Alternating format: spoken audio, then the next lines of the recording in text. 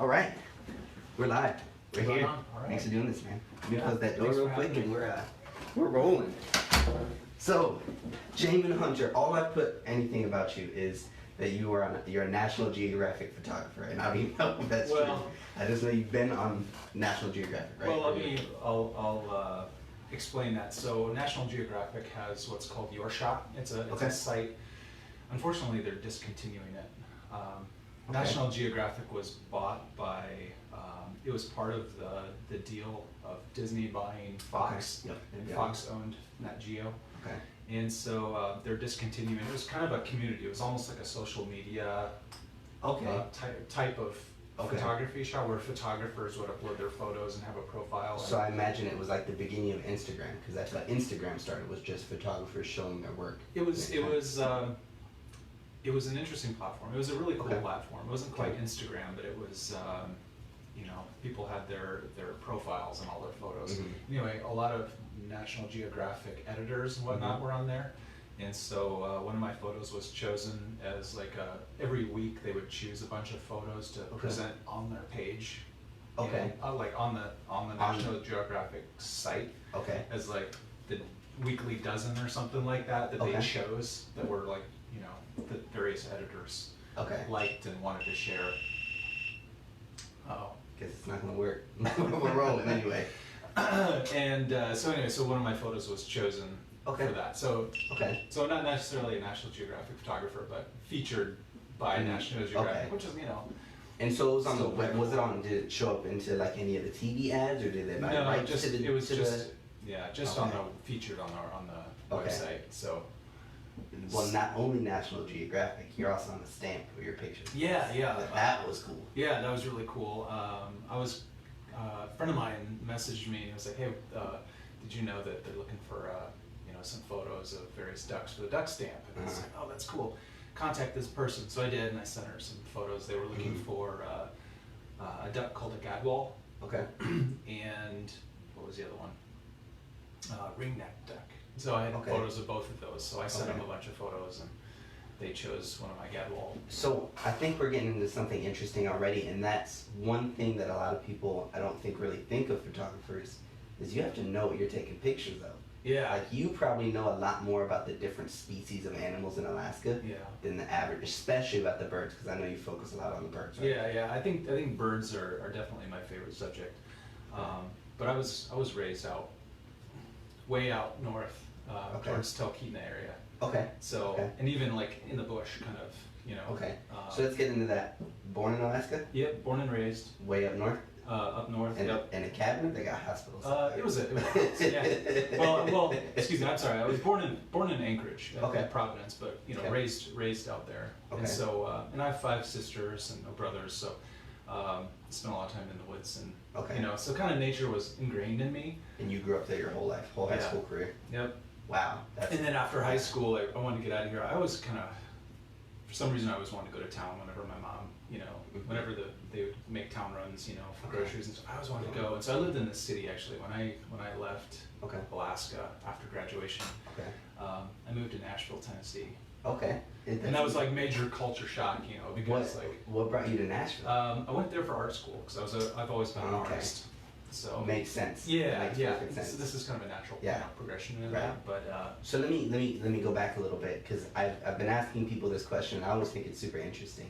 When you were anywhere between 5 to 10 years old, if we were to lock you in a room, or better yet, make you entertain yourself, what would you have done? oh man, I used to. I'm a sci-fi buff too. I Uh-huh. like different kinds of sci-fi. I grew up on Star Trek and Star Okay. Wars and that sort of thing. Okay. So, as a kid, I could probably take anything from like a cassette tape, and make a spaceship out of it, fly Okay. around. So I Uh-huh. found ways to entertain myself, drawing or anything, because it was it's a simple life. I have this theory that it's not really my theory, but I've been following it, and right now we're at 100%. And the theory is, if you take your 5 to 10-year-old self, and I ask you that question, very much art-driven, right? Mhm. And then you put that in Imagination, today, and what's like the thing that drives you? Art, obviously, right? And a little bit of education, because the sci-fi gets in there. I asked my girlfriend this. She would have sat down and read one subject and learned all about it. Oh, that's Now she's the smartest person I know, and she can sit down and read, and like any question I have, like you read the ingredients list on the back of a food can. Yeah. Man, all those ingredients, she can be like, yeah, that does this, that does this, that does this. I'm like, how do you? Yeah. Me, I would throw a ball up in the air, up and down for hours and hours and hours. Literally just physical. That's it. Huh. Like that's what stimulates my mind. And so it's interesting when you go back, because now I feel like a lot of people are kind of unhappy with what they do, and so I try and tell people like think about your old self and find something that fits inside of that rigid box. Yeah. And you're gonna find happiness there, Well, or that's find it in your job today. Yeah, well, that's interesting you say that because, growing up out there, finding myself in the woods often, or my dad would talk, I remember my dad always marking down, like writing down when he saw the first robin of the spring. Okay. When the robins would arrive, when the warblers, we talk about the warblers and different songbirds and whatnot. So I kind of had that dormant inside of me. And then 2015, I was walking around Eagle River Campground with, my son was 1 year old at the time, and me and my wife were camping there, and so we're walking around this campground. You said 15, you meant 2015. 2015, yeah, sorry, 2015. So we're walking around this campground, and it's 10 o'clock at night. Okay. And I'm hearing the most beautiful, enchanting melody coming from the woods. And I just couldn't figure out what it was. I was like, what is that bird? It was just incredibly beautiful. And it just captivated my imagination. Okay. Like, and all of a sudden, like, there's this drive inside of me, what is that? You know what I mean? Like, so I had to find out what that bird was that was making that noise, because it was just, I don't know, man, just like got into me, Was it like the whole family was like, we need to figure this out, or was it just no, like it was something just me, inside of you? So I'm walking around like, I'm trying to find it. So I ended up finding out what it was. Okay. But what that did was kind of spark like this latent love for birds. And so that kicked off this birding frenzy in me, which, I was like, oh, well, after I found out what that one was, I was like, I wonder how many other bird species are in Alaska, So then I set out on this, to see how many I could see. From there, I joined this group, actually. It was on Facebook called Birds of Alaska. Okay. And started seeing all these great photos that people were posting of these birds that I had just learned about and started seeing out there. And I thought, I want to do that, Like, I want to start taking, I want to do pictures like that. So I bought a camera, and I bought my first DSLR in 2016. Okay. Wow, that's recent. Yeah. I mean, at least for the quality of your pictures and that they're making stamps and stuff like that. Like. Yeah, I worked really, really hard.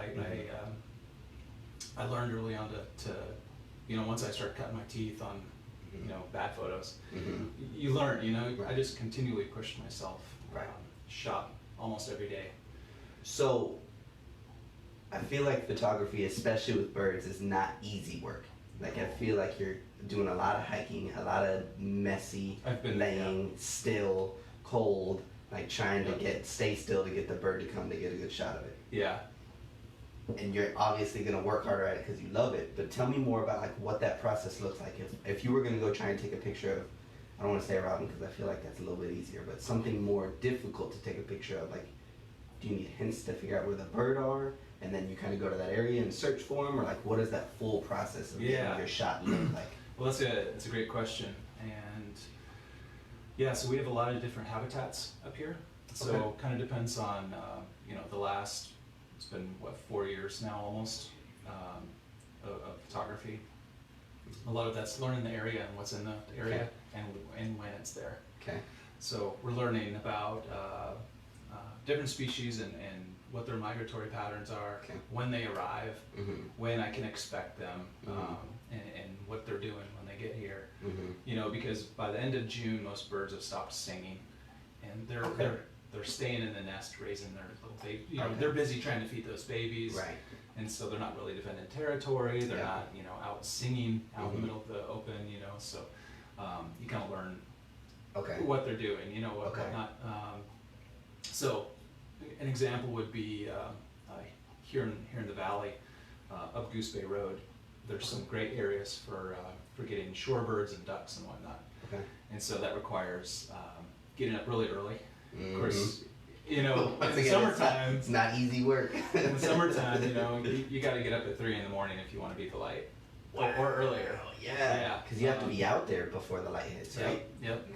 So you're getting up super early, and you know, if you really want to wear yourself out, you know, then you stay up really late too, because the sun's going down super late. You know, and I really love that golden light. And I do something that I was influenced by a guy out of state, a guy by the name of Ray Hennessy. And he was really influential to my work. Him and another guy, Kurum Khan, and some other guys, they were really influential to me early on. And I saw their work and was like, man, that's the kind of stuff, that's the kind of quality that I want. But Ray does a lot of stuff where he does backlit. So you get backlit, and you get like a rim lighting around the subject.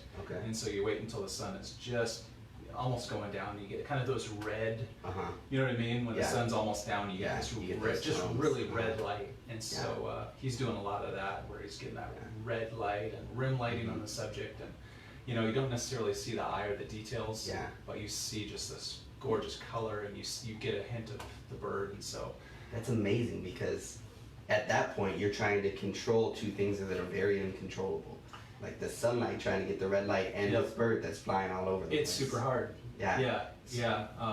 So going back to National Geographic, the photo that was featured was a common loon. And it's backlit. So I actually got really it's just, I couldn't believe that it happened twice. But I went with a buddy of mine out to a local lake in Eagle River. And I knew there was a pair of loons there, common loons. And so we went out there, and the lake was just, there was this fog coming off of it, you know, and the sun was coming up on the other side, and it just illuminated the lake and just like lit it all up in just this golden, you know, masterpiece of natural beauty. And so these loons were swimming around here and flapping and stuff, and I was too close to the water. And so what I was getting, what I later figured out after I was looking through my photos, was I was getting distortion, heat distortion of the water, which ruined a lot of the photos that I had taken that day. So I was really disappointed because they weren't sharp. You know, they were, there was issues with them. Because you were too close to it. So I went, it was a couple days later, and managed to get exactly the same scenario, which was unheard of. You know, you like, usually once you miss an opportunity, like that opportunity's gone. But I had the exact same scenario. Got the photos I wanted. So do you ever feel that pressure? Like when you like realize, you see like, this is an opportunity, I have to capture it.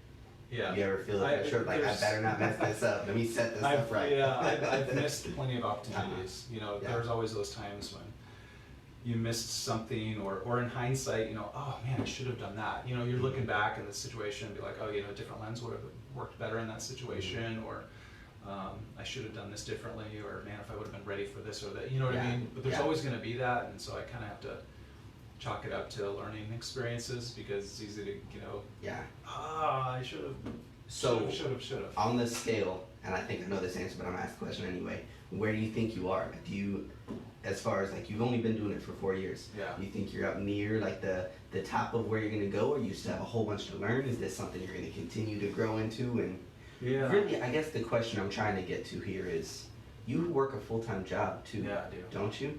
So what's the plan?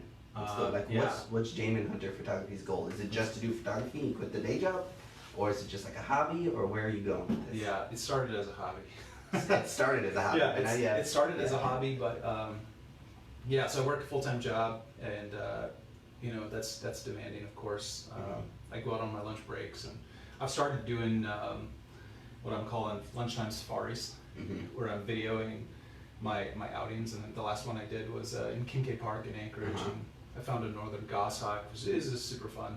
So so you do those like Facebook live stream? I do them. I just record them on my phone because it's super handy. But and then I put them all together. You know, I do different clips and everything. I just video myself, put them all together in iMovie on my phone, upload it that day. You know, so I have all the assets that I need. That's cool. You know, I've started making this little intro for my, I'm calling it Wild Alaska, all my videos. You know, Wild Alaska Photo Safaris, which I hope to do more of. So I'm going to do more videos and that sort of thing. I could talk all day about that, but it's literally like what you're passionate about. You're entertaining people, like. Get quality. You know, people want to see quality content, and they don't want to. You know, a lot of times, you know, you keep it short. You know, so 10, 15 minutes. You know, like this adventure where you're just tracking down something Right. or getting photos. But then someone that's not in Alaska can come Yeah. and see, and you're in Anchorage most of those safaris. yeah, right? yeah, I'm in Anchorage. Yeah, So that's just a sneak peek that's right. of what you're actually Yeah, seeing. and then I'll Yeah. do longer ones where I'm out, chasing moose or Mhm. sheep or something like Right. that. And I've done Right, some right. of those too. But Have you got sheep? Yeah. In That's fact, crazy because most of the time you hear like I'm going to get sheep, and they're going to like hunt the sheep to have meat in the freezer. yeah. Well, me and a buddy of mine a couple weeks back, I was gonna go to Kodiak for bears, Okay. and then I couldn't get anybody to go with me, and Mhm. most of the people I knew on Kodiak were not gonna be there Okay. during the time I was gonna be there, so I was hesitant to go by myself, be around bears by myself. Yeah. I've got 2 kids, and Mhm. they need a dad, so They've been on the show. yeah. So I rethought that and thought, you know what, maybe this isn't the best year for this. Mhm. So I canceled my trip and then asked a buddy of mine if he wanted to go up to Denali Park. Mhm. And you can, at that time, that was right before the road lottery, so they were, you could go in 14 miles, Okay. which is great. There's a lot of stuff there. Mhm. So we went and we hiked up. You go to the Savage River, and Okay. there's a couple peaks Mhm. right there. And so we hiked up there, and let me tell you, it was absolutely grueling. It was one of the Yeah. hardest hikes I've done. Yeah. And we finally, we were down there and we spotted them. So we knew they were up there. Yeah. We didn't know how big they were, Okay. but we knew they were big enough to go and chase down. So we went up there, and then about halfway up, I could see them across this little bowl, Uh-huh. and I was like, man, I think those are full curl rams. Mhm. And so we started getting excited. They'll put a little more drive in. I was so worn out. We were both like, Get the adrenaline pumping. Yeah, so I got the We're adrenaline almost pumping. there. Yep. So we took off and kind of went around this bowl, and we found them, and Mhm. they were beautiful, big, full curl doll sheep rams. Uh-huh. And so we got some great photos of those. Had a lot of fun. That's awesome. Looking back on it, of course, I'm like, I wish I would have. I saw a couple more rams on a ridge just a little ways over. I could have gone off after them. My feet were pretty hurting. My buddy was not gonna happen. There's always that like, oh man, we could have got it. Like Yeah. we were so close. We already did most of the work. Yeah, right. So I was a little, looking back, one of those things where like, I should have really stayed up there, Yeah. But it is what it is. Yeah. And, there would be opportunities again, but Yeah. it was a great experience. The hard part was getting down, believe it or not. We went down a different It makes way perfect sense. Yeah, it makes perfect sense though. If it was so grueling coming up, just the pressure, the impact on Yeah, all of your knees and muscles Yep. and joints coming down. And we went down a different way, so it was like finding a way down, which was harder. Mhm. Because we went up kind of a trail, Mhm. and then we went down and broke our trail. So yeah, so that was really challenging. Yeah. But So, J.Hunter Photography. J.Hunter Photography.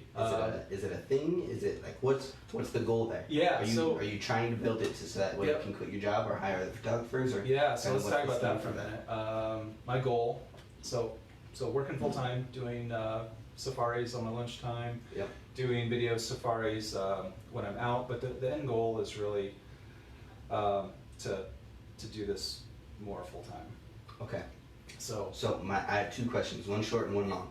The short one is what do you do full time? I'm a graphic designer, Okay. so I work for Alaskan USA, Okay. the Federal Credit Union. Okay. So I do a lot of marketing materials, some motion graphics. Makes perfect sense. Like Yeah. still the art Yep, piece a little yep, bit. Not artistic. quite the full passion, but definitely it Yeah. fills a void there. Yeah, sure, and it's it's not monotonous, boring work. For the Mhm. most part, I get to be creative and Right. work in a Okay. good environment, creative environment. So that's cool, and they give me a bit of liberty to Okay. extend my lunch times a little bit Mhm. longer if I. Hey, I'm going on a safari. In fact, I sent my boss a photo a few months back. I was sitting on a great horned owl, Mhm. and I texted him. I said, "Hey man, I'm gonna be late getting back to work," Uh-huh. and I took a picture of this owl and I sent it to him. I said, "Blame it on him." So he Cool. gets it. He gets Okay, it. He that's understands, awesome. and Yeah. it doesn't happen often that I'm Uh-huh. late back to lunch, but when I do, I just okay. Yeah. They understand. There's these opportunities that come up, and Uh-huh. And it's not like, hey, do you mind if I'm late? It's like, I'm sorry, man. yeah, it's just yeah. But So my longer question is, how does a photographer turn it into full-time work? yeah. Is it just selling the photos, or is it building a system behind it, or what Yeah, kind so of- my goals, what I'm hoping to achieve here is in several different veins, I suppose you could say. So doing online videos is one, you know, kind of building up a library of content. Okay.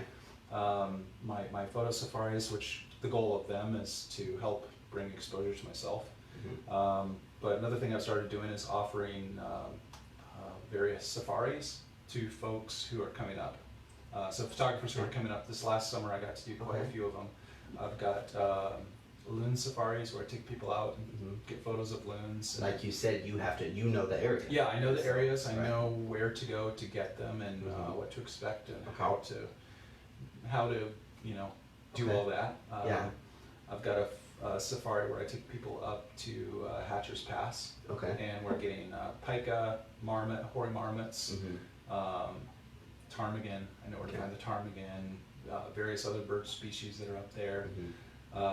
Then I've got a bull moose safari where I take people up, go after bull moose, and then custom stuff. So I know a lot of other stuff. Okay.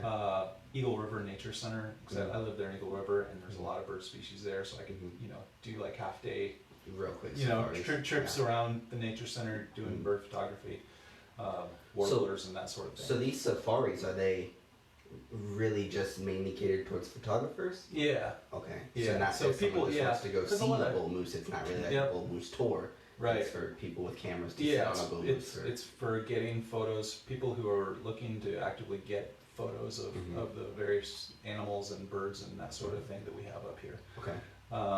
So a lot of folks are coming up out of state, you know, they're coming up after bears and they're coming up after other stuff. Maybe they have a day stop in Anchorage, or you know, they're going to be here for a day or so and want to do some local stuff. That's kind of where that niche fits in right now. Absolutely. Hopefully that can grow to bigger things, you know, eventually taking them out to Lake Clark, or you know, going for bears, or you know, that would be awesome. Yeah, or caribou, or going up to Denali Park, or that sort of thing. So hopefully that can grow. These are what I'm offering right now, but hopefully that grows. Right.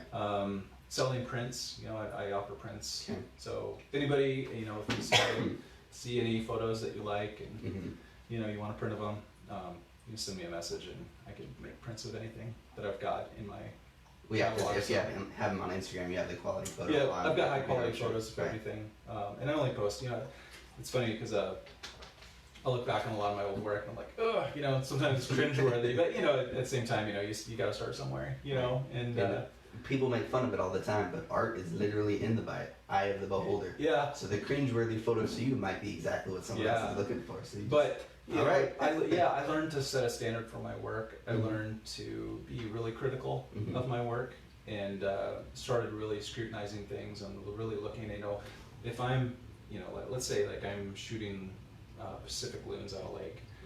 You know, I've shot them now for the last 3 years regularly. So I have a bunch of photos, you know, I've got plenty of photos of a loon sitting in a lake, you know, in calm water. So I don't want that again. Right. You know what I mean? So it really kind of gets even more of a challenge, because now I've got to get that photo that's different. Right. And so that's what I'm always looking for, is that one photo that tells a story, that is compelling, that's interesting to look at, you know, and that becomes harder and harder. And oftentimes, you know, if I spend a couple of hours out doing something, I sometimes only end up sharing one photo. Yeah. You know, for the whole trip. And I'm sure you have hundreds. Yeah, you know, or quite a few hundred of that. And I see a lot of people, you know, that share, I went out and here's, you know, 10 photos of that experience. I don't want to look through 10 photos. Yeah, you want to see? You posted something, I think it was yesterday, about the moose. And I thought it was super interesting because you posted, I mean, it was a pretty, like, just normal photo of the moose, the bull moose with the cow in the lake, but the story underneath it was awesome. Yeah. And that's what I think was cool, is because then you saw the photo and then read the text underneath, and really it tied it all together. Yeah. And like you really, it was a still photo, but it felt like it wasn't still, because like now I understand the story. Yeah. And I could see the other bull moose off to the side, even though it was outside of the frame. Like, yeah, you get a story. Yeah, I like to tell a story about the images. I like to, you know, kind of share like what the experience was. You know, most of the time there's one photo. You know, oftentimes there's 2 or 3 or more. But only share the one that's my favorite at that time. You know, Right. sometimes I'll post later. You know, like this winter, I'll probably dig through my archives and look like, oh, okay, what was in Right. other interesting photos that maybe I could talk about. But Right. usually I share my favorite one. Just the first. Yeah. Yeah. So you talked a little bit. I don't know. I'm just gonna keep turning this back on. You talked a little bit about doing all this stuff on social media. What's the purpose of that? Because I'm real passionate about social media, as you can tell. Yeah. Mostly it's just getting exposure. You know, it's getting. I've been on quite a few. I've been joining a lot of like groups of photographers, North American wildlife photographers. Anyway, there's quite a few of them, and I'm getting a lot of friend requests from other photographers, which is cool. And so what that does is just kind of help bring exposure to me, and the fact that I'm here in Alaska. If you're coming up here and you want a good photo experience,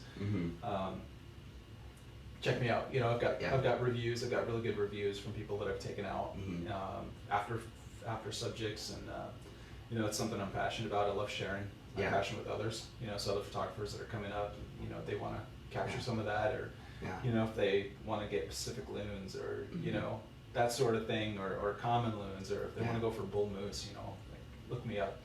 You know, I love to take people out, and I love to share, you know, the state I grew up in, and share this beautiful place with them. So, have you ever heard of Gary Vaynerchuk?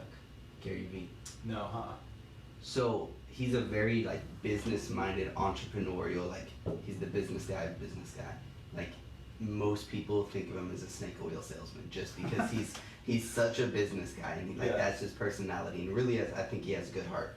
But he talks all the time about posting literally everything on social media, everything, like multiple. He calls it 100 pieces of content per day, which is crazy. But when you think of like Instagram stories, and if you're putting like stuff on Twitter and stuff like that, each one is one. It adds up relatively quickly, but it's posting multiple times a day, and every time you post, don't do it selfishly. And I think you're the first example that I've ever seen where what you're doing is not for you. You know what I mean? Like you're doing it because you're enjoying it. It's not for you to make money off of it, is what I'm trying to say. Like eventually, in the passion, like you're gonna get the exposure, you're gonna make the money, you're gonna sell these tours. But at the end of the day, like it's like finding that songbird. It's the drive inside you. Like it's that's there, and that's what's driving you, and that's why I feel like this is gonna go crazy for you. Yeah, it's a passion. Yeah, you know, it's.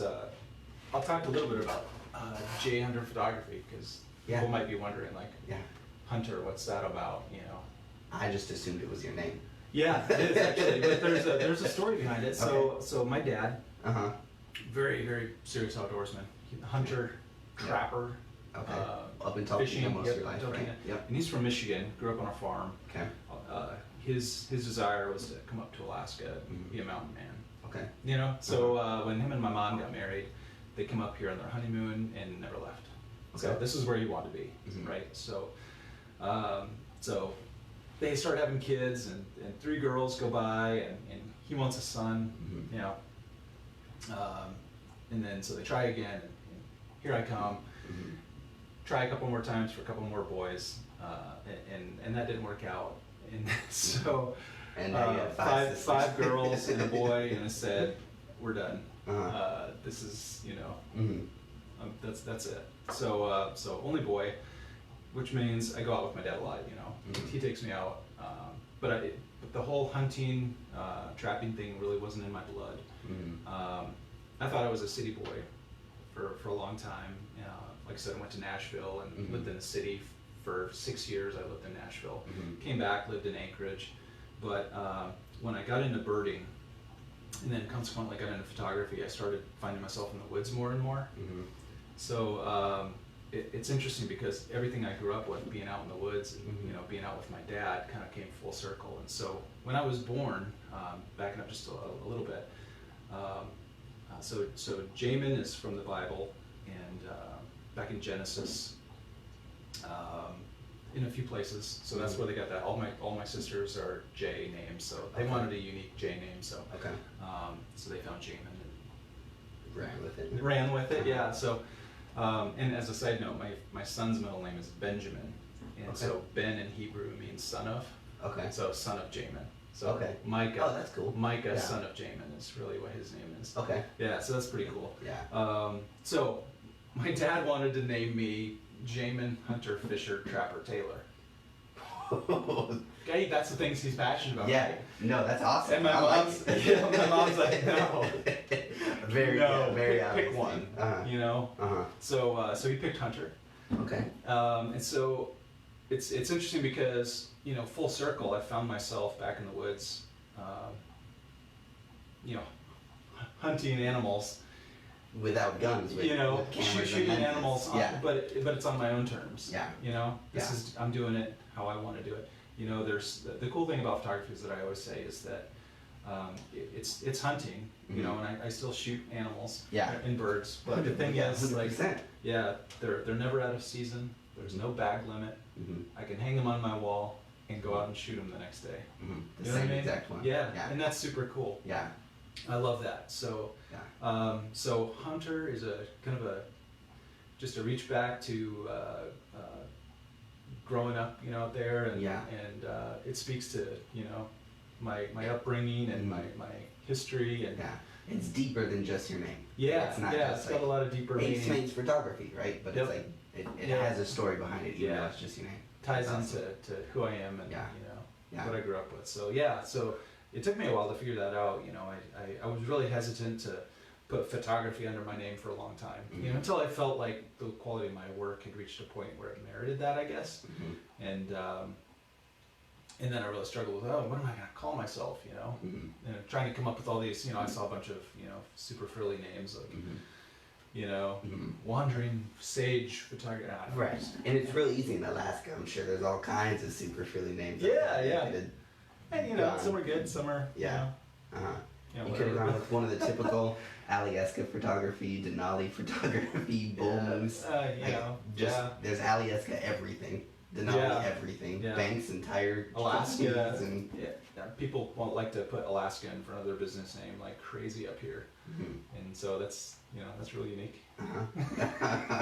You know, when you go down, which is unique. Which is funny, going back to graphic design, because I worked for myself for 5 years before I started working for Alaska USA. Doing what? Designing logos and Okay. brand development for people. Okay. So I'd create logos and people would be like, hey, I'm starting a business and it's Alaska this, and I'd be like, have you reconsidered? Have you thought about something that's a little bit more unique to you and not just generic Alaska? Because so many people have Alaska this or that, or, you know, and it just, it's not unique. It's not,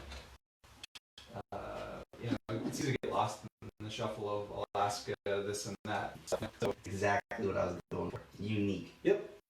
Because in real estate, not necessarily, but it's always Alex Smade's Realty, John Smith Realty, Joe or Alex Smade Group, or Alex Smade's team, or you know what I mean?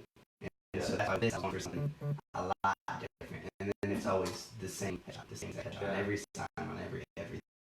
Doing something So different. that's way unique. Yeah. A little too unique for some taste. Yeah. And I don't want to knock businesses that use that, because there's a lot of fantastic businesses out there. Right. But think about their name, and because it's a really important thing. You want to stand out from the crowd. If you want to stand out from other businesses, this is a very competitive marketplace in Alaska.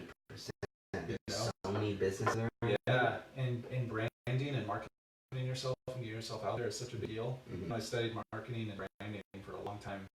I was really passionate about marketing and branding and that sort of thing. So I would just say that, really work on coming up with a unique name, a unique presence for yourself. Because that's how you're going to be communicating to people who are going to use your business. I think that's what everyone says, brand, right? And brand is this crazy arbitrary word. But brand is really your reputation, or that uniqueness, like what you deliver, what people can expect from you. It's consumer-facing, how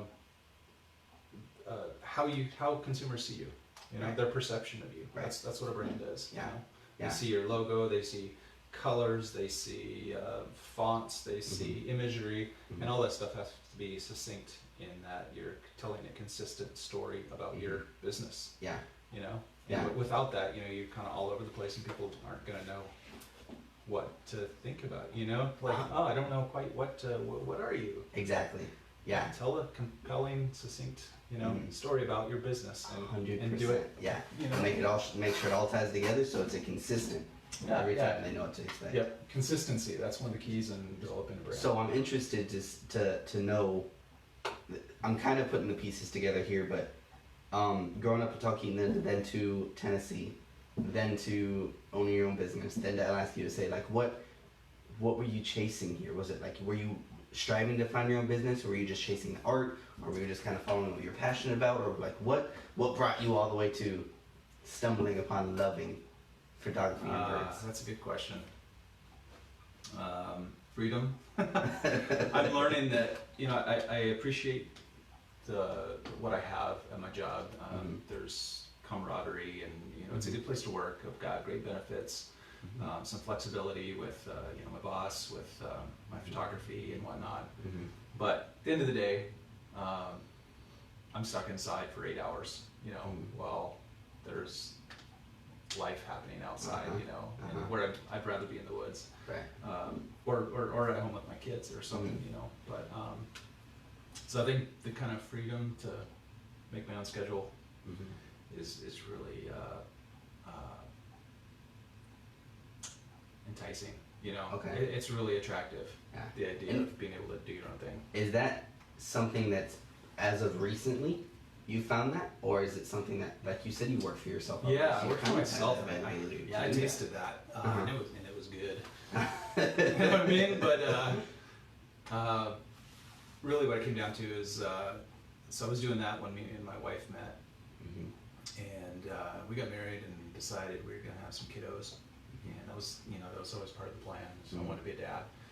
So we got married, and we were married for 2 years, and so then we got pregnant, and it was time to start thinking about, you know, my wife at the time, she had insurance, and she was a school teacher, and so I didn't have to worry about it. You know, she had her steady income, and I had a fairly good income with my business, but we were like, well, we really wanted her to be able to stay home and you know, raise kids, and she was ready for a break anyways, and so that meant that I had to. Dad goes back to work. Yeah, Dad goes back to, you know, working for somebody else. With the benefits and stuff like that. Get the benefits, yeah. Okay. So it was funny because you know, we prayed about it, and this job kind of showed up, and it was, my wife's like reading through the wants, you know, you're looking through the job qualifications and what they're looking for, and it was like everything was like, I've got experience with that and that and that and that and that. They might have everything. Just put your name on the bottom. Yeah, they should have just put my resume out and said, hey, you know, we want this guy. Come apply. So I applied and got the job. I mean, it was just kind of easy. Okay. You know, and that was 6 years ago, so I've been there 6 years. And I just got promotion, so Okay. super excited. Now I'm senior designer, which is really cool. Okay. So I worked really hard for that. So when you came back up to Alaska from Tennessee, I feel like there's a gap there. Is there a gap that we're missing here, or did you come back to start your own business, or like what was that? No, I came back. What was funny? I had no plans on coming up to Alaska. Okay. I had no plans on moving back up here. Uh-huh. It's funny because I've got a cousin that was born and raised down in Tennessee, and he's very much an outdoors wild man. Okay. And so he actually takes more after my dad, in that fact of like, he's the hunter trapper. Yeah. More of a mountain man type, and so he actually came up here. And he lived up here for a while. Okay. I was down in Tennessee. His dad is much more of an artistic. Got it. He's got more. He runs a company called Vintage Millworks, which is very much an artistic type of carpentry and that sort of thing. So they built a lot of really customized woodwork. And it's beautiful artistic stuff. So his dad's more artistic. My dad's more, you know, it's almost like swap and birth. You know, it's so weird. Yeah, we switched. So so he, you know, me and my cousin were talking. He's like, man, you need to come up here. You know, show me around or what, you know. And so I hadn't seen my family in like 3 years. I've been down there for 3 years. I hadn't come up for Christmas or any of that stuff. Yeah. And so I was like, okay, it's probably time to go see my family and Right. visit Alaska. So I decided, okay, well, if I'm going to do that, then I need to have a job ready. I'm Right. not just going to go up, and I was done with college at that point, and just kind of floating around down there, just I was fairly aimless. I was Okay. working at a restaurant, waiting Okay. tables, and wasn't really doing anything with my life. Okay. So really, it was just a good time. Then. It was sounds just, like. yeah, it was a good time. I'm in my mid-20s by then, 24, 25, something like that. So, there's no ambition, there's no direction, there's, just having fun, Yeah. whatever. So I decided to come up. My cousin had got me a job at one of the riverboat services that he was at, and it was just an office job. I was like, it's something, it'll get me up there. I'll just come up for a summer. Right. That was my goal. I was going to come up for a summer, It's work, been a long enjoy the summer. Oh man, let me tell you. That was 2004. Okay. So I get up here, I drove up. Did I drive up? No, I didn't. I flew up. Spent the summer up here, and I started drawing this coloring book. Actually, there was a lot of downtime in the office, and so I found myself just with a You were drawing a coloring book? Yeah, I drew this coloring book. It's called Alaskan Critters. I still haven't published it. But it's funny because I told myself I'm not going to leave Alaska till I publish this book. So that's why I'm, still here. You know what I mean? It's fair. Yeah. So I drew all these Alaskan animals in this coloring book, and I'd still like to publish it someday. I think it'd be cool. One day, you and your wife are going to want to leave. One You're day. like, wait. Wait. Gotta publish this real quick. Even if it's one copy. Right. Just self-publish it. Just make it official. Put a stamp on it. Yep. Now we can leave. We can go. So I said I'm not going to leave till I publish this thing, and so ended up staying the winter there. I moved in with my sister and brother-in-law. They had a room downstairs, and I worked as a substitute teacher that winter.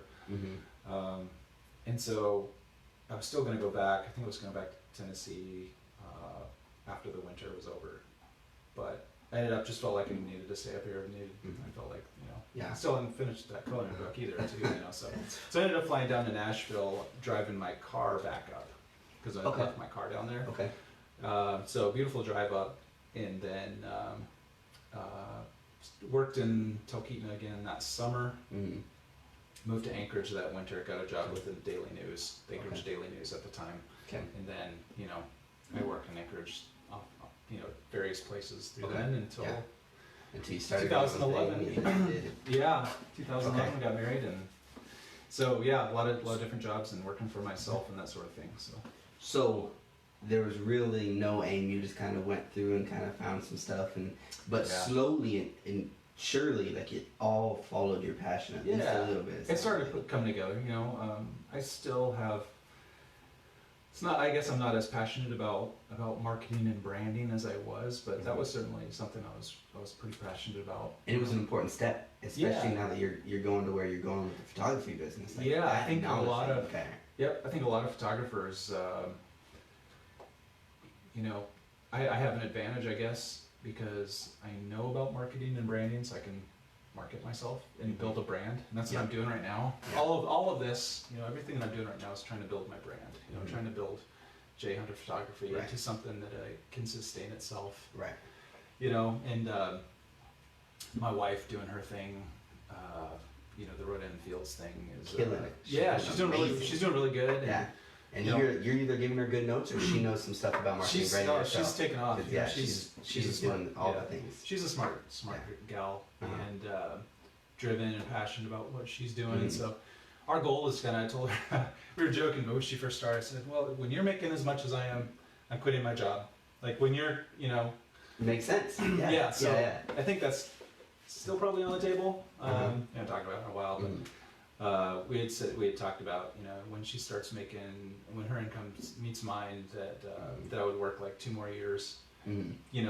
Basically put all that income into savings. So we could build up a savings, and then I would quit and go chase my dreams. But was that conversation happened before you have this being built underneath? Because you have something you can't deny here. Yeah, we had started. I was at that time. I was when we started talking about that. I was, still getting into photography, still you know working on that, but it's definitely become much more of a passion the last year and a half or so. You know, really kind of, I guess my vision for it and my long-term desires and long-term goals have kind of come more into vision or more into focus, if I can use a pun. I get it. Take a second. But you know, yeah, I'm just getting more into, you know, figuring out what this is going to look like long term, you know. So yeah. And so the end goal for you guys then is for you guys both to have your own business, right? Running your own business, UJ Photography on the road and fields. Yeah, and really the beauty of that, I think, is the ability to just have the freedom to go and do what we want. You know, if we wanted to take a trip, you know, in an RV or something down the states and, you know, tour the states or something, that we could both do that. You know, or with we could just kids.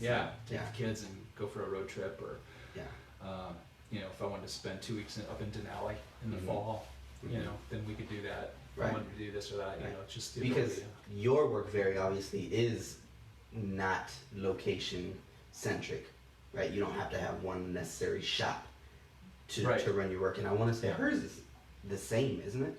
Yeah, she can work from you know, if she's got a laptop, if she's got you know Wi-Fi, you know, she can do the same do thing. her business. So that way you take the kids in 2 weeks in Denali and stuff like that, they start to garner those experiences. Yeah, and that's another thing. Is, you know, my son, you know, he's 5 and he started, Dad, I love wildlife. You know, so you know, I want to foster that. I want to start that heart. I'll start taking him out, you know, it. here and there. It's hard at the moment because he's, you know, he's 5. He's got a lot of questions, a lot of energy and stuff. So, you know, if I'm stalking something, I can't really take him. Right. But it was cute.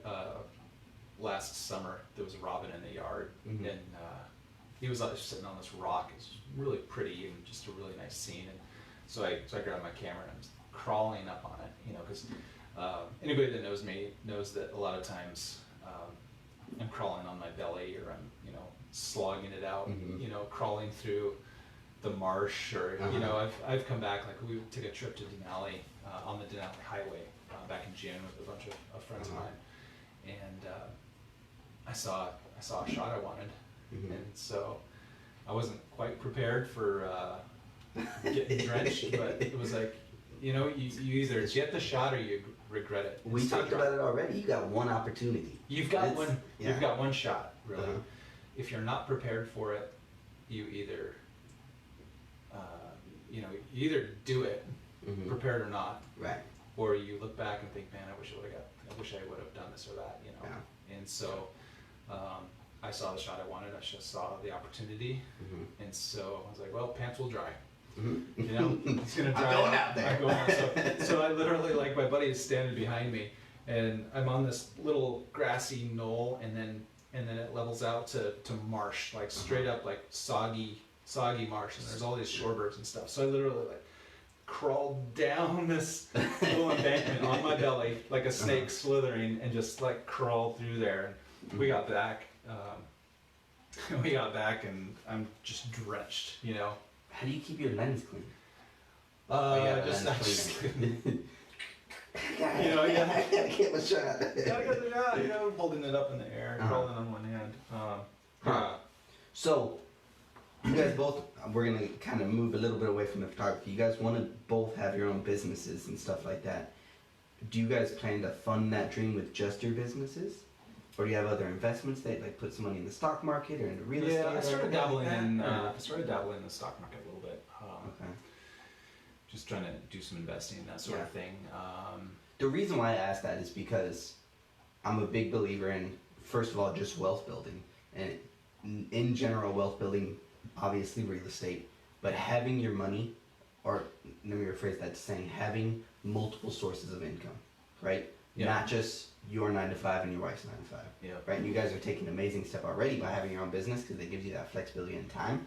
But it would also be nice to have an investment property that has something in, and then maybe a life insurance policy, or maybe a stock market 401k kind of, you know what I mean? Yeah, we're doing let's see. So we've done life insurance policies, got those in place, and started, like I said, dabbling in the stock market.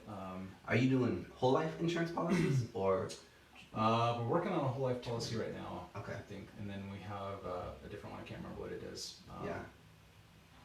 But then, and I'm really new to this, stock market investing and that sort of thing. But there's a couple different things, that you can do. And my mind is going blank on those at the moment. But basically, what you do is it's kind of a beginner type of a thing, and it's a really safe way to do it. But you basically invest like $50 a month or something, so some amount into these stocks that are like a gathering of Index funds. Of various stocks that are all doing well. They're not like super great, but they're not generally It's going like to a mutual fail. fund? It's not a mutual fund. It's I can't remember exactly what it is, but there is a name for it. Okay. And then you just do that every month consistently. You just continue to put into these stock bundles. Okay. Basically. And so you're just averaging stuff. You're averaging those. And I learned about it, but it's been a while, so Okay. it's a little fuzzy on that. But that was the idea, and I've gotten sidetracked since starting to like get involved in that. And, Right. But it's still so much to learn. There's It's always like very obviously not your passion. Very obviously not your passion either. So Yeah, I have a buddy of mine. Makes sense. Yeah, I have a buddy of mine who's lives in Texas, and he actually built my website. He does. He's pretty passionate about that. He does great work. His Aerial Digital is his company, but he's very passionate about. He started a page, a Facebook group about investing, that sort of thing, and he's really into growing, as a professional, pushing himself and getting out of, rotten mindsets of like self-defeat and, all about it. Yeah, all about it. Self-sabotaging habits. And, that sort of thing, and getting right thinking, that sort of thing. So he's really into that, and he's really been. That's why I started our conversation with, when you're 5 to 10 years old, what would you do to make you as happy as possible? Because the end of the day is the happiness. Because really my goal here is, let's say photography for you was a $20,000 a year job, right? There was no money in it. I have a very strong feeling that you would still do it, right? Like there's nothing in it, but there's no question that it's your passion. Yeah. Great. That happiness is important. Now let's build wealth in some other streams. Yeah. So that way you can be happy and passionate, and you don't have to worry about the money because you have money coming in from 2, 3, 4, 5, 6, 7 other sources. Yeah. You see what I'm saying? Yeah. That's what I'm really passionate about, and that's what all the time, everyone that I have on the podcast, I'm like, tell me more. So if you were locked in a tell me about your stuff. At 5 years old, you'd be on the stock market. So I'm physical, very physical, right? And so I've actually struggled with it in real estate. It's not relatively a desk job, it's very much a people job, which I also love, is talking to people. And so it's balancing like being outside and doing things, or flipping houses, or working with builders and stuff like that, and talking to people. Cool. And I have this little side dream. I really want to be a helicopter pilot. Oh, really? I have no idea why I'm drawn to that. I mean, I experienced them a lot in the military. Okay. And this is the first time I think anybody's ever heard that other than my girlfriend. But I have this silent drive to like go fly helicopters, just because I think the best way you can ever experience Alaska, in my mind, is from above. Like the stuff that you would see from that high above would be at like Denali. You want to see Denali? Let's fly over the top of it. Yeah. Right? Like I don't have to be in the lottery to win the road lottery to see everything. I've flown over the top of Denali. What? Yeah. Well, my brother-in-law, former brother-in-law, used to. He had an air service. Him and my sister were married for a long time, and they owned Talkeetna Air Taxi when I was a kid. And so I get to go fly with him quite often. And he bought a helicopter when I was in high school, and ended up taking my prom date to prom in a helicopter. That's cool. Yeah, that was awesome. That was super fun. That was super awesome. So helicopters are cool. Have you thought about getting a drone? So when I was in the military, I flew UAVs. I was a drone pilot in the military. So that definitely drove my passion a little bit into it. And that only fills the void partially. Yeah. It's like you get the video, right? You see the film, right? I want to be up there. Yeah. Like I want to experience it and feel that drive. Like I said, I would throw a ball. up and down. Like that's really, there's nothing really mentally taxing about throwing a ball up and down in the air, but it just suits me. Yeah. Like it all makes sense to me. Cool. So That's a good dream. talking to people and flying helicopters and building wealth. Those are my three. And so I'm working on like, how do I tie these together? Yeah. And I'm real passionate about real estate. I think it's all of the richest people in the world, most of the richest people in the world have built their wealth through real estate. Like it's just a vehicle where they're doing it on the extreme end, but there's always, everyone's going to need some place to put their business or a roof over their head, or real estate's always going to be a thing. And so it's definitely the best place, in my opinion, to put your money. And one of the safest too, because let's say everything crashes, you still have something physical, something tangible you can take and hold on to, and it's always going to have value. Where the dollar in my wallet, one day that might just be a piece of paper. It might be. That's right. You know, that's one thing. Years ago, me and my wife, you know, we converted a certain amount of savings into you know, hard coins. Because you know that those are not going to lose their value, right? You know, so it's like having a little backup of, you know, just a safeguard, kind of like a safety net of, you know, hard coins where you can be like, hey, I've got actually physical hard something money. Yeah. You know, have you heard of? I think it's called goldmoney.com, and it's a place where it's your bank account, right, where you can put dollars and cents into it, but all of your dollars and cents is backed by gold. So if you had $1,000 into there, you could call them up today and be like, hey, I want my $1,000 of gold. Send it to me, please. And they would send you $1,000 worth of gold at that today's market price. Wow. They also send you a debit card made of gold. It's like 15-pound debit card. Oh my gosh, yeah, run that.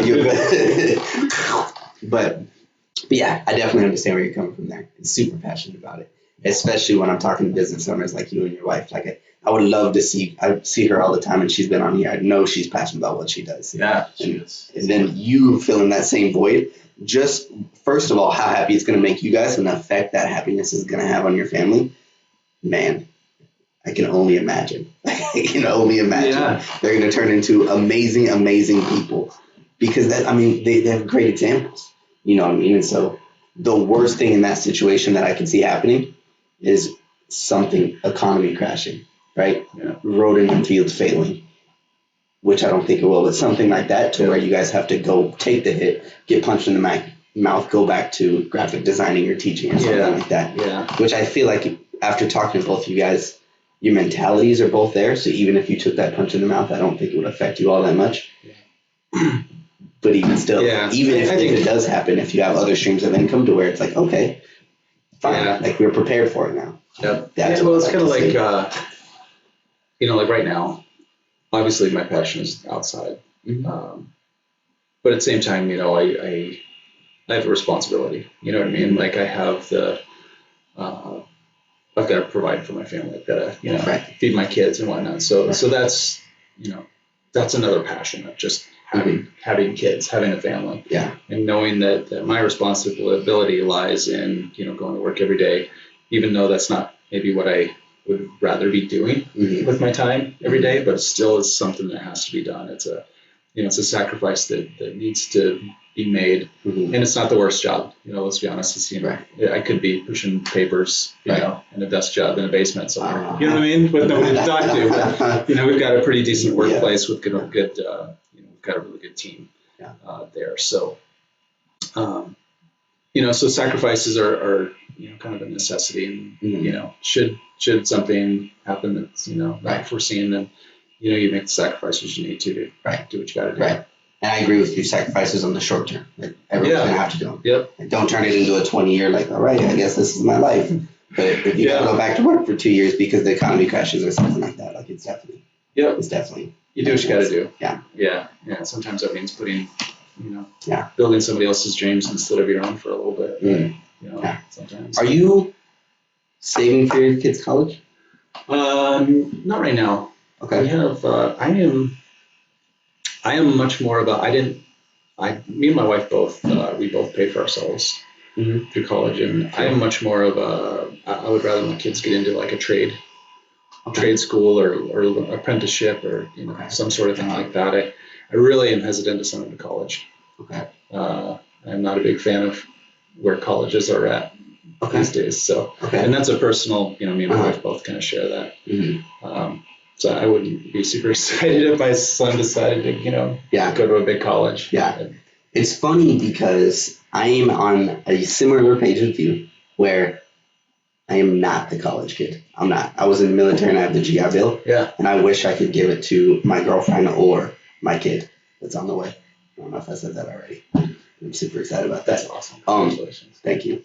But I wish I could give it to them because I'm not going to go to college. Like, it's just not me. It doesn't fill me. I'm much more of a trade person. Yeah. I want to be a pilot, right? Yeah, right. Cool. And that's absolutely a trade. And luckily, the GI Bill, you can use that. On the flip side, I said earlier, my girlfriend is very intellectual, like very, very, very much values education. Yeah. Right. And so we've had the conversation of like, I would love for my kid to go to a trade school, right, and get the skill. Yeah. And she would love him to go to like college, right, because she values education. And where we met in the middle was the most important thing is providing a means to garner that education. Because even if you go to a trade school, like, you're still learning how to do a skill. Yep. If you're going to college, you're just learning knowledge, right? But either way, providing that pathway for them to receive the education they need to in order to take the first step on their own. Yeah. You see what I'm saying? Hopefully she doesn't watch that part. my son's like, Dad, I want to be a photographer like you. So, yeah. He's a kid at the moment. That's what I'm thinking of, and that's what, I mean, in January is when he's due, and I'm excited about it, and I'm also already thinking about, like, what's the easiest, best way to provide that path with as little stress on me. Yeah. And very obviously it's time, so, like, what's the best place to put it now, so that way I don't have to worry about it when he's 16. I'm like, oh crap, I need $30,000 to send this kid off to school. Yep. So put it all away for him. Yeah, slowly but surely. Yeah. And that's where the real estate comes in. I think that's what, and it's just because we're both in real estate, so it's definitely where we're passionate about, and definitely not the only means, but definitely I think where it's where it's going to go for us. Yeah, investment. Yeah, absolutely. You definitely can't go wrong with that investment. Yeah, I think the most important thing is passive, very passive. Yeah. Like, if you want rental properties, if you want Airbnbs, if you want multifamily, you can make it all to where, like, you just watch the money go in and out, in and out, in and out, in and out. Repairs, all that stuff are taken care of. Like, you just watch it go up and down and appreciate over time. Yeah. So I think we're getting a little close. I got to be in Anchorage too. But just to wrap that up a little bit, you said you're going stock market? Yeah, we started dabbling in some stocks, and I need to dive back in and learn more. There's a learning curve with all that, like learning what's a good investment, what pays dividends, what kind of stocks to buy and when to buy them. And, there's just, it's a lot to take in. There's a lot to learn in the stock market. Right. And so I had started learning that and got a little sidetracked with some other stuff. But I need to get kind of back into it. And I got an app. So actually I have bought some stocks. And so I just need to kind of dive back in and kind of re-educate myself. Yeah. Education is that. And the cool thing about, I guess the period in time where we're living is that, you were talking about knowledge, and there's a wealth of knowledge out there right now. You can learn so much. We're in the information age. Yeah, we're in the information age, like, I don't, if someone is driven enough, they can learn everything that college could teach them. Just because on the internet, or, you know what I mean? I mean, go to the library, read the books, do the research. We are 100% on the same page, other than I would take the word college out and I would say anything. Yeah. Because you can build a house off YouTube. Yeah, you can learn astrophysics off of YouTube. And everything is there. I'm sure, there would be people who are like, you can't bash on college like that. And I don't want to bash on going to college, because there's certainly benefits to going to college. You're going to get experience there with, professors or whatever that are going to be beneficial. So I wouldn't, I don't want anybody saying I'm, bashing the college experience or, bashing going to college, because I'm not. I'm just, my preference would be, I see more value in going to trade school or, learning as much as you can, outside of that, because let's be honest, college anymore is super expensive. I see so many kids that, they go to college and they owe, hundreds of thousands. yeah, so much money right out of the gate. Yeah. And it's ridiculous, and it's like, you don't want to get a start in life owing $100,000. That is not the way to start life. Right. And I agree with you that the system is broken, because before you would go in owing $100,000, but there was a lot of value behind that degree that you paid $100,000 for, and you could pay it off a lot quicker. Yep. Now there's less value on the degree because more of the information is available on the outside, and they want experience. Yep. And so now you're fighting for until you're 40 years old to get out from under this rock that you put underneath yourself. I just think that if I was going to give advice to any young person who's maybe, going, they're going to graduate high school or whatever, is just figure out what try to figure out what you want to do, even if that's taking a year off and traveling. Take a year off and travel. I wish I would have. Right. You know what I mean? Figure it out. Think about it. Don't just go to college because that's the expectation. This is your life. Right. It's not anybody else's. This is the path that you're going to have to take, and this is money that you're going to have to pay back. So choose wisely. Yeah. Make a wise choice. Think about it. Take time. Don't just rush into something or go to college because that's the expectation, or that's what mom and dad want me to do. Or how old are you? I just turned 41 in August. So with 41 years old, I always like to use the analogy of it is not unrealistic to expect to live to 100 years old. Yeah, not so at 41, you're not even halfway through. Now let's go even less. You graduate high school at 17 or 18. You're 18% of the way through your life. There's no way that you can be expected to make a decision to how you want to live the rest of your life. Like you're not even a quarter of the way through. Well, how are you supposed to know? Take this into perspective. I didn't really figure out that photography was my passion until I was almost 40 years old. Right.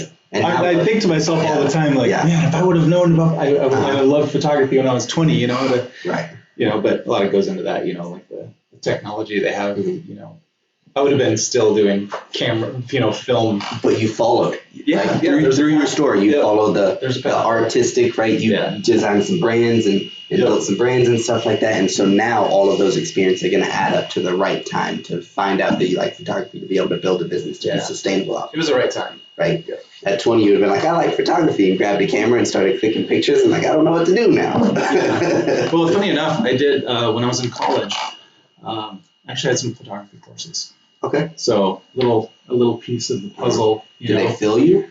Did it fill your soul? I didn't know, because it wasn't. I think it was a piece of the puzzle, but it wasn't. It wasn't for me at the time. It was film. So back in that time, we were developing film. Taking photos with film and learning how to develop that. Right. And digital cameras were the wave of the future.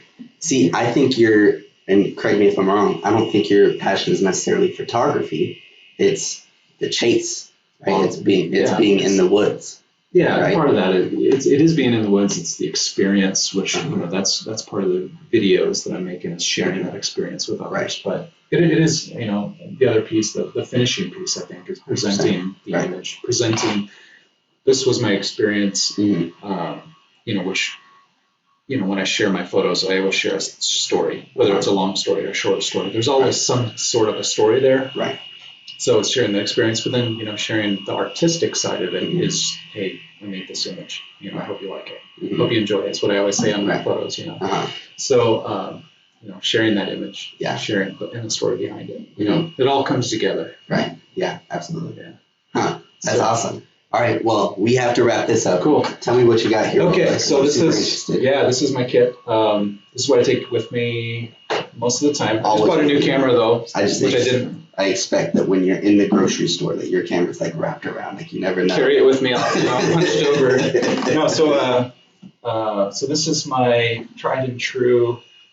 This is what I shoot with most of the time. This is a Nikon D500. Okay. So this is a crop sensor camera. So it's a smaller sensor inside the camera. Okay. But I just bought a bigger camera, has a bigger sensor, which allows you, basically what that does is it allows you to print a larger photo Okay. with higher resolution. Okay. Okay, so where this one you might get like a 12 by 18 print, the other camera would give me like double that or more, in size and keep the same resolution. Okay. Right? Wow. So okay. better resolution, bigger. So are you selling this one? No. This is great for birds and wildlife.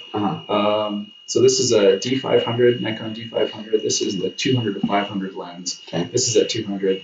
This is at 500, and this is a constant 5.6 aperture. So that means that the little opening that's right here is at 5.6 all the way through. But then I can shrink that down to f/22, and that's a lot of technical stuff that a lot of people if they're in the cameras are going to get and know what I'm talking about. But the aperture is the amount of light that comes in. It has to do with the amount of light coming through the lens, and then your shutter is in your camera. Think of it as like your aperture is like your pupil. Okay, when it's dark, your aperture, you want your pupil to be bigger to let in more light. Right. And then your shutter is like you're blinking, and then the other part of the exposure triangle is your ISO. ISO is like wearing sunglasses, different shades of sunglasses. Okay. So if I had my regular glasses on, I'm wearing contacts now, but that'd be like ISO 0. Or if you had like really dark shades on, that'd be different.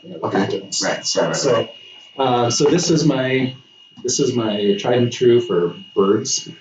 And small mammals, that sort of thing. This here is my 70 to 200 lens, and this is a f2.8, so this lets even more light in. And the cool thing is that at these bigger apertures, like f2.8, it lets the background kind of melt away more. So you're getting like a creamier, smoother, it's more separation from the subject and background. At f22, when your aperture is really small, then you're going to get your subject is going to be in focus and the background is going to be in focus too. So you don't get quite the separation. So kind of it starts blurring the background, which is bringing your subjects into focus, and brings that separation. So a lot of my photos, you'll see where the background is just totally blown out. You see like just solid green or something like that. That's what's happening because the aperture is wide open. So this one is great for moose, sheep, kind of bears, bigger wildlife. Lets me get out a little bit more. Because this one you have to be more focused, and in that one you want a little bit more. This one's focusing in a lot closer, especially to birds and whatnot. So this one gives me more. This is a wide angle. This is my 24 to 70 2.8, and so this is going to give me more of the scenic. Overall, get more of the scene in there. And then the other day I was shooting, and I didn't have this one. I only had these two, and I was going after moose, and so obviously this is going to be way too much lens for moose. And so unless you want to see like a piece of cruel, like just the eye or something. And usually this is my moose lens, but I didn't have it, so I just threw this on. I'm really, really glad I did because I wouldn't have got the shot that I ended up with had I had this lens on. I got more of the scene, fall colors and all that stuff, so it was really fun with that. So this is more for like scenics and that sort of thing, and getting like my buddy Rob calls it wildlife scapes. You've got like a scenic landscape, but you've got like a moose or something else in there. So that's a great lens for that.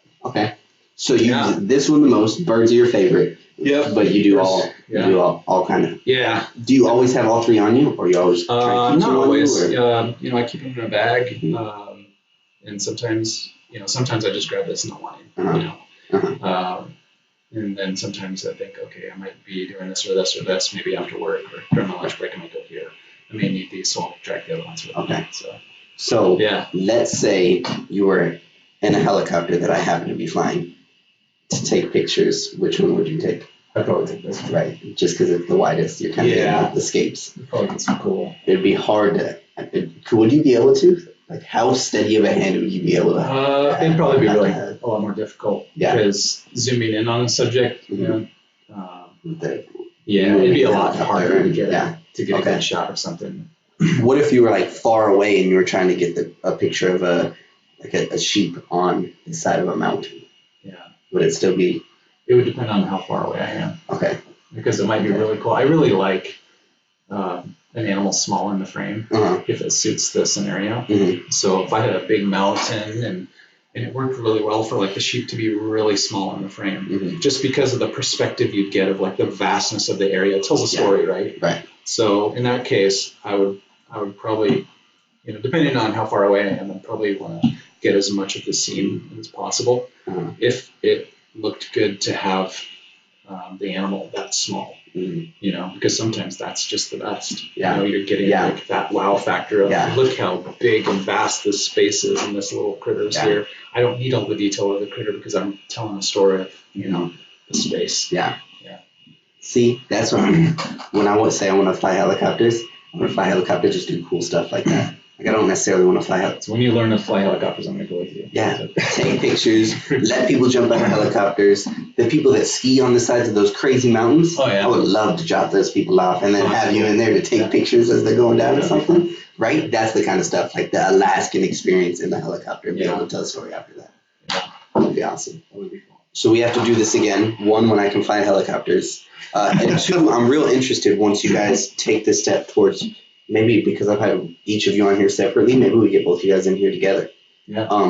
Because it'd be real interesting to see that dynamic of you guys have taken the step now to both own your own business. Yeah. How's it going? How's it running? How's business? You know what I mean? Kind of like a recap. Yeah. Yeah. Well, another aspect that we didn't cover, but you don't have to go into it, but I'll just mention that I've started taking like portraits and family photos and that sort of thing. So it's perfect timing for that. Yeah. So that's a good way of, that's another source of income, and that's something that I can really make my own schedule for.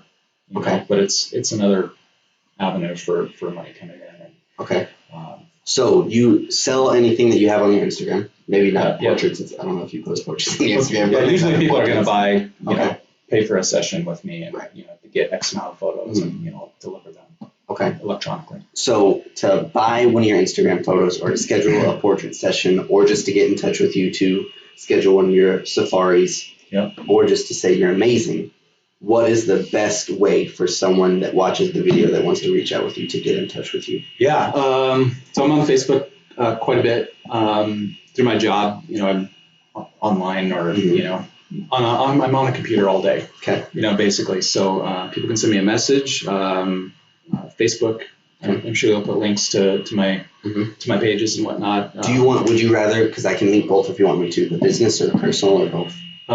Just my, J.Hunter Photography, my page, my Facebook page, J.Hunter Photography. You can reach out to me there. Through my website, there's a form. If people want to reach out to me there, they can go on. J.Hunter send me a note.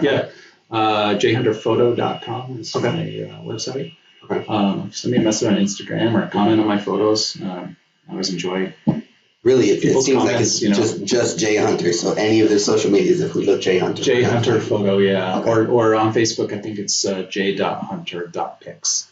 Okay. Somebody else took photos, so. Dang it, you can't get it all. All right, thanks for doing this. Yeah, that's it. thanks for having me. Appreciate it. That was amazing. I can't wait to take pictures and fly helicopters.